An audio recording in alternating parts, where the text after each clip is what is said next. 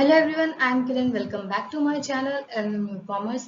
आज की इस वीडियो में हम लोग डिस्कस करने वाले हैं एलएनएमयू बीकॉम पार्ट 1 के फाइनेंशियल अकाउंटिंग के मोस्ट वीवीआई चैप्टर्स में से एक रॉयल्टी अकाउंट को। आज हम लोग इस वीडियो में सीखेंगे रॉयल्टी अकाउंट क्या होता है, रॉयल्टी अकाउंट के हम लोग कंसेप्ट क्लियर करेंगे, ठीक है। और मोस्ट वीवीआई जो क्वेश्चंस हैं इस चैप्टर से पूछे जाते हैं फ्रिक्वेंटली एग्जाम में, वो क्वेश्चंस जो है हम लोग डिस्कस करेंगे, ठीक है।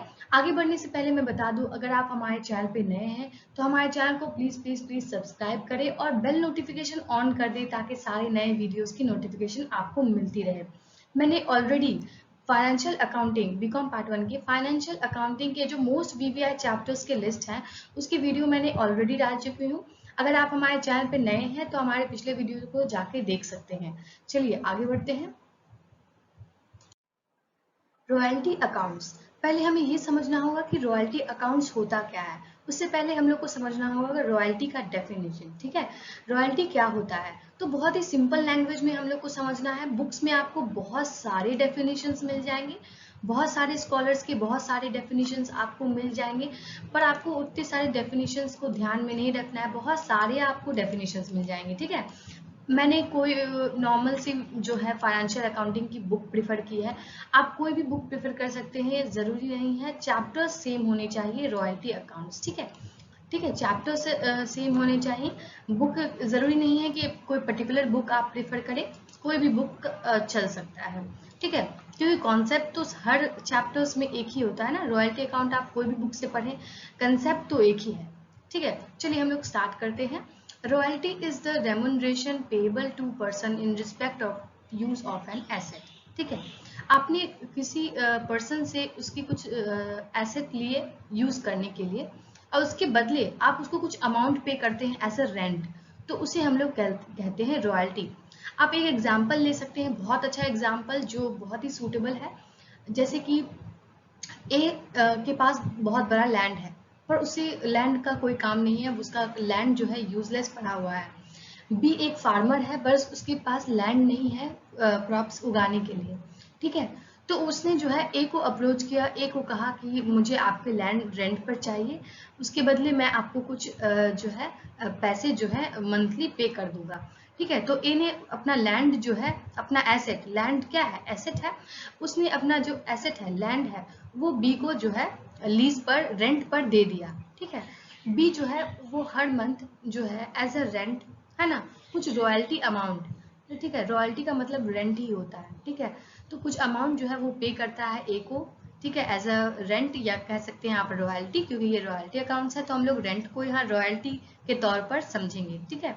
बहुत इजी है रॉयल्टी, अब आपको बहुत इजी लगेगा। रॉयल्टी का मतलब होता है रेंट, ठीक है। आप यहाँ देख सकते हैं एक और डेफिनेशन है, rent is the consideration payable for the use of some tangible asset, ठीक है। आपने कोई टैंजिबल एसेट यूज किया, उसके बदले एक जो आप रेंट पे कर रहे हैं, जो अमाउंट आप पे कर रहे हैं उस एसेट को यूज करने के लिए, उसको कहा जाता है रेंट या रॉयल्टी, ठीक है।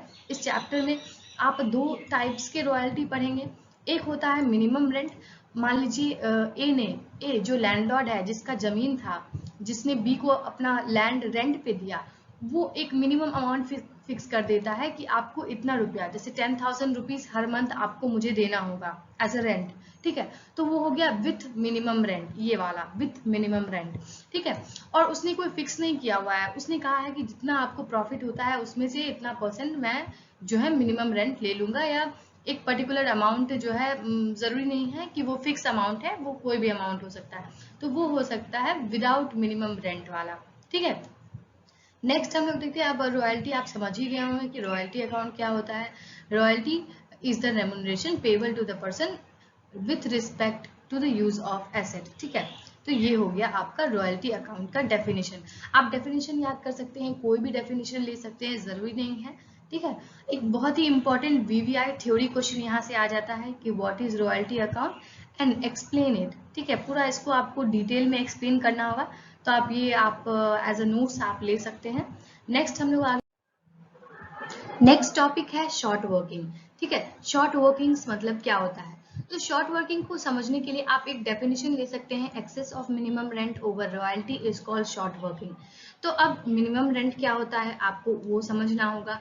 मिनिमम रेंट, ए जो लैंडलॉर्ड है उसने जो एक मिनिमम रेंट फिक्स कर दिया है कि आपको इतना मिनिमम रेंट मुझे पे करना होगा मेरे लैंड को यूज करने के लिए, तो जो मिनिमम अमाउंट उसने फिक्स कर रखा है रेंट का वो हो गया मिनिमम रेंट। अब रॉयल्टी मतलब क्या होता है? रॉयल्टी मतलब होता है बी जो जितना इनकम वो गेन करेगा, जैसे बी ने जो है बी क्रॉप्स उगाया ए के लैंड पे और उसको जो इनकम हो रहा है जितना वो अर्न कर रहा है वो उसका रॉयल्टी है। ठीक है, शॉर्ट वर्किंग का मतलब क्या होता है अब हम लोग समझेंगे। ठीक है, minimum rent minus royalty, minimum rent में जो हम लोग रॉयल्टी लेस कर देते हैं तो हमारा शॉर्ट वर्किंग आ जाता है। ठीक है, शॉर्ट वर्किंग तभी आएगा जब रॉयल्टी जो है मिनिमम रेंट से कम होगा, या हम लोग ऐसे भी बोल सकते हैं मिनिमम रेंट जो है रॉयल्टी से जब ज्यादा होगा तो शॉर्ट वर्किंग होगा। ठीक है, चलिए आगे बढ़ते हैं। अब नेक्स्ट जो वीवीआई क्वेश्चन हो जाता है वो होता है accounting records for mining royalties. ठीक है, जब रॉयल्टी अकाउंट प्रिपेयर करते हैं तो आप दोनों पर्सन के बुक में, ठीक है, जो लीजी होता है और लेजर होता है वो दोनों के बुक में आप जो है एंट्री करते हैं। पहले हम लोग समझ लेते हैं कि ये लीज कौन है, लीजर कौन है, लेजर कौन है, ये हम लोग पहले समझ लेते हैं। ठीक है, तो एक मोस्ट वीवीआई क्वेश्चन आप ये नोट डाउन कर सकते हैं। पहला क्वेश्चन तो मैंने बता दिया। ठीक है, right a short note on royalty accounts, है ना, उसको फिर आपको अच्छे से एक्सप्लेन करना है, हर टर्म्स को डिफाइन करना है। नेक्स्ट वीवीआई क्वेश्चन आ जाता है आपके एग्जाम में और ये बहुत ही अच्छा क्वेश्चन है, आप इसे अटेम्प्ट भी कर सकते हैं कि what right the accounting entries for mining royalties. ठीक है, तो ये क्वेश्चन भी बहुत ही बार पूछा गया है और ये बहुत इजी भी है क्योंकि आपको इसमें जर्नल करना है। ठीक है, नेक्स्ट अब हम लोग पहले डेफिनेशंस देख लेते हैं। ठीक है, when a mine is given on lease the person who gives it on lease is known as lessor. ठीक है, जो लैंडलॉर्ड होता है ना, जो लैंडलॉर्ड होता है जिसने अपना जमीन रेंट पे दिया है उसको कहते हैं लेजर। ठीक है, या लैंडलॉर्ड भी कह सकते हैं। ठीक है, और जो पर्सन वो पर्टिकुलर लैंड को रेंट पे लिया है, जो पर्सन किसी चीज को रेंट पे लिया है, जैसे मैंने बताया बी ने ए का लैंड को लीज पे लिया है मतलब रेंट पे लिया है तो उसे कहेंगे लीजी। ठीक है, वो लीजी हो जाएगा। जिसने जो है जिस पर्सन ने रेंट पे एसेट लिया है उसे लीजी बोलेंगे। Royalty is paid by the lessee, जिसने रेंट पे लिया है आखिर वही ना रेंट पे करेगा, तो royalty is paid by the lessee to the landlord, वो लीजी जो है लैंडलॉर्ड को रॉयल्टी पे करेगा। अब हम लोग एंट्रीज देखते हैं, accounting records in the books of lessee. ठीक है, फर्स्ट एंट्री हम लोग देखते हैं when royalty is less than minimum rent. जब रॉयल्टी जो है, रॉयल्टी मतलब मैंने क्या बताया था, जो इनकम जो है वो लेस है देन मिनिमम रेंट। ठीक है, जो इनकम है वो कम हो रहा है मिनिमम रेंट से, तो क्या हो जाएगा एंट्रीज। पहला एंट्री है व्हेन रॉयल्टी इज पेएबल, जब रॉयल्टी हम लोग पे करेंगे। रॉयल्टी अकाउंट डेबिट, ठीक है, royalty account debit, short working account debit to landlord. ठीक है, ये एंट्री है। ठीक है, royalty account debit, short working account debit to landlord being royalty earn and short workings to be payable to the landlord. तो पहले ही आपको बता दिया गया कि यहाँ जो रॉयल्टी है वो कम है, रॉयल्टी जो इनकम जो हो रहा है वो कम हो रहा है, इसका मतलब शॉर्ट वर्किंग होगा। शॉर्ट वर्किंग का फॉर्मूला मैंने क्या बताया था, शॉर्ट वर्किंग का फॉर्मूला मैंने बताया था मिनिमम रेंट माइनस रॉयल्टी, ठीक है, is equal to short working. तो इस तरह आप शॉर्ट वर्किंग का अमाउंट निकाल सकते हैं। क्वेश्चन में आपको पहले से ही मिनिमम रेंट और रॉयल्टी दिया रहेगा तो उसके लिए आपको टेंशन नहीं लेना है। ठीक है, नेक्स्ट हम लोग एंट्री देखते हैं व्हेन पेमेंट इज मेड। जब हम लोग लैंडलॉर्ड को पेमेंट करेंगे तो landlord account debit to bank लिखेंगे। ठीक है, नेक्स्ट हम लोग एंट्री देखते हैं, नेक्स्ट है for closing royalty account at the end of year. तो मैंने लैंडलॉर्ड को पैसा दे दिया, landlord account debit to bank, मैंने पिछली एंट्री में बताया। अब हम लोग जो है रॉयल्टी अकाउंट को क्लोज करेंगे तो पीएल अकाउंट, या आप लोग लिख सकते हैं statement of PL account debit to royalty account. ठीक है, being the amount of royalty transfer to PL account या स्टेटमेंट ऑफ पीएल अकाउंट, दोनों में से कोई भी आप लिख सकते हैं। नेक्स्ट हम लोग देखते हैं in place of ever first journal entry that is first following two entries we made. तो जो पहला दो एंट्री मैंने बताया उसके बदले आप ये दोनों एंट्री भी कर सकते हैं, मिनिमम रेंट या dead rent account debit to landlord, या royalty short working to minimum rent और डेड रेंट। तो ये ऑप्शंस में दिया है, फर्स्ट 2 एंट्री के बदले आप ये ए और बी वाला एंट्री कर सकते हैं, ठीक है। नेक्स्ट हम लोग देखते हैं, नेक्स्ट है when royalty is more than minimum rent, B number, ठीक है। जब रॉयल्टी जो है, इनकम, इनकम रॉयल्टी आप ऐसे इनकम लेकर सोचेंगे तो आपको जल्दी समझ में आएगा, ठीक है। बी जो है, जो फार्मर है, उसका रॉयल्टी इनकम जब है ज़्यादा हो रहा है देन मिनिमम रेंट जो फिक्स किया गया है लैंडलॉर्ड के द्वारा, तो उसको शॉर्ट वर्किंग तो नहीं होगा क्योंकि यहाँ ज़्यादा उसको प्रॉफिट हो रहा है। यहाँ पे रॉयल्टी जो है, जो इनकम जो है वो ज़्यादा हो रहा है मिनिमम रेंट से, तो ऑब्वियसली शॉर्ट वर्किंग नहीं होगा, बेसिक सा चीज़ है। व्हेन रॉयल्टी इज पेबल, अब हम लोग रॉयल्टी पे करेंगे तो उसका एंट्री क्या हो जाएगा, royalty account debit to landlord. Next entry है for writing off short working. अच्छा, पिछले साल का जो शॉर्ट वर्किंग है वो शॉर्ट वर्किंग रिजर्व में ट्रांसफर हो जाता है। हम लोग एक क्वेश्चन को भी डील करेंगे इस वीडियो में, तब आपको अच्छे से समझ में आएगा, ठीक है। तो पिछले साल का जो शॉर्ट वर्किंग है, इस साल अगर प्रॉफिट हो रहा है तो उस शॉर्ट वर्किंग को जो है रिकूप कर लिया जाएगा। रिकूप मतलब उसको जो है रिकवर कर लिया जाएगा, ठीक है। Landlord account debit to short working account, ठीक है, तो उसका ये एंट्री हो जाएगा। नेक्स्ट है फॉर पेमेंट फॉर अमाउंट, ये तो आपको पता ही है, landlord account debit to bank. यहाँ पे हम लोग मिनिमम रेंट का अमाउंट लिखेंगे, जो जैसे मिनिमम रेंट उसने फिक्स किया हुआ था 10,000, आपको हर मंथ देना होगा हमको एज अ रेंट, तो यहाँ पे 10,000 लिखेंगे, ठीक है। नेक्स्ट हम लोग देख सकते हैं, ये दो एंट्री के बदले आप ये एंट्री कर सकते हैं। जैसे इस एंट्री में मैंने लैंडलॉर्ड टू शॉर्ट वर्किंग बोला, फिर इसमें लैंडलॉर्ड टू बैंक बोला, तो ये दो एंट्री के बदले आप एक एंट्री सीधा आप कर सकते हैं landlord to short working to bank, ठीक है। तो ये ऑप्शंस में दे दिया गया है कि ये दो एंट्री के बदले आप ये एक एंट्री में ही दोनों काम कर सकते हैं। नेक्स्ट है for closing royalty account at the end of year, ये तो आपको पता ही है, PL account debit to royalty account, ठीक है। नेक्स्ट हम लोग आगे बढ़ते हैं।